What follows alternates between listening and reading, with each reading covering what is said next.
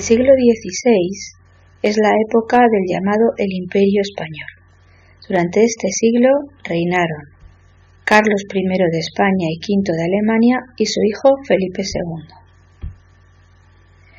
Carlos nació en los Países Bajos en 1500, fecha fácil de recordar.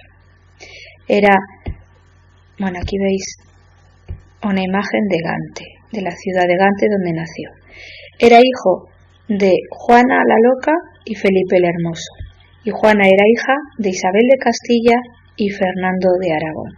Por lo tanto, Carlos era nieto de los reyes católicos. En 1515 fallece el padre de Carlos, Felipe el Hermoso. Por lo tanto, hereda lo que antes había sido de su abuela María de Borgoña, los Países Bajos, Luxemburgo y el Franco Condado.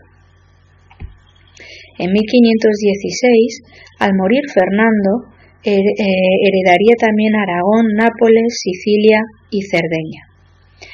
Isabel había fallecido antes, pero en realidad la que estaba reinando, aunque no lo hiciera, era su hija Juana, la madre de Carlos.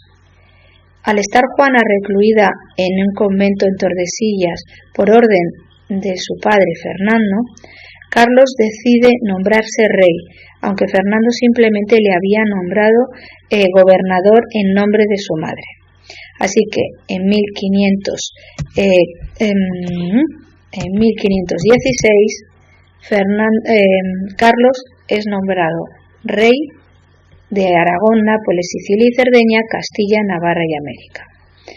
En 1519 muere Maximiliano de Habsburgo, que era el emperador alemán. Por lo tanto, heredaría Austria, pero solamente consigue nombrarse emperador en 1520. Aquí vemos los territorios en un mapa. En 1515 hereda su padre Flandes y el Franco Condado. En 1516 se autonombra rey de Castilla y Aragón, aunque su madre sigue viva y también ella es reina cotitular con su hijo, aunque en realidad no reinó nunca. Y en 1520 accede al título de emperador del Sacro Imperio Romano Germánico. En cuanto a la política interior, tuvo que sofocar varias rebeliones, ya que en 1516, cuando llega a España, es un joven de 16 años inexperto que no sabe hablar español y por lo tanto se ha traído consejeros extranjeros de Flandes. Los castellanos los consideran extranjeros y no quieren al rey por eso mismo, por extranjero. Además, enseguida tuvo que aumentar los impuestos debido a que quería acceder a la corona de emperador, al título de emperador. Y para eso necesitaba mucho dinero para poder viajar a Alemania. Esto provoca la rebelión de las comunidades en Castilla y la rebelión de las germanías en Aragón. Logró sofocar ambas rebeliones, ejecutó a los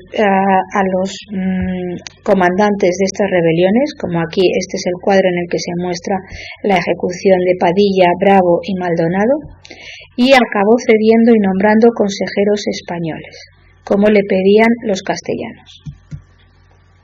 En cuanto a política exterior, también tuvo que luchar en muchas guerras. Su principal oponente fue siempre Francisco I. Él era el rey de Francia. Él también era nieto de Maximiliano el emperador y por lo tanto también quería el título de emperador, pero sin embargo al final lo obtuvo Carlos. Por lo tanto eran enemigos acérrimos. Maximiliano ocupó el milanesado, que era parte de los territorios de Carlos, en camino a ir hacia Nápoles. Carlos entonces tuvo que luchar contra él. Al final, entre los dos lucharon en 4 guerras. En una de ellas, incluso Carlos logró capturar a Francisco, que estuvo prisionero en España. También luchó contra los protestantes alemanes en defensa del catolicismo. Martín Lutero es este monje que protestaba contra los abusos de Roma, así que fundó su propia religión llamada protestantismo. Carlos, como defensor del cristianismo y del catolicismo, luchó primero con la diplomacia y después con las armas contra los protestantes, pero no logró frenar su impulso, sobre todo en la zona alemana. También tuvo que luchar contra los turcos, que querían dominar el Mediterráneo. Acudió a Viena a ayudar a su hermano Fernando, que era el gobernador de romanos en su nombre, porque estaba siendo cercada por los turcos. También acudió a Argel y a Orán a defender las dos plazas españolas contra los turcos. Nada más llegar al gobierno, en 1516 llega a España, pues en 1519 Magallanes se acerca al rey y le hace una propuesta un poco bastante descabellada, igual que Colón se lo hizo a su madre. Magallanes antes había estado en la corte portuguesa, intentando que el rey portugués le financiara la circunnavegación del mundo, es decir, intentar dar la vuelta al mundo. El rey portugués, igual que había hecho con Colón, desestima la hazaña y entonces Magallanes se acerca a Carlos. Carlos apuesta por Magallanes y le financia la vuelta al mundo con 5 naves y 234 marineros. La vuelta comienza en España, recaba en las tierras americanas e intenta dar con algún paso para poder atravesar y bordear este continente. La meta es siempre las islas de las Molucas, están buscando las islas de las especies, lo mismo que buscaba Colón, lo que pasa que se topó con el continente americano. La expedición fue muy ardua, salió en 1519 y llegó en 1522.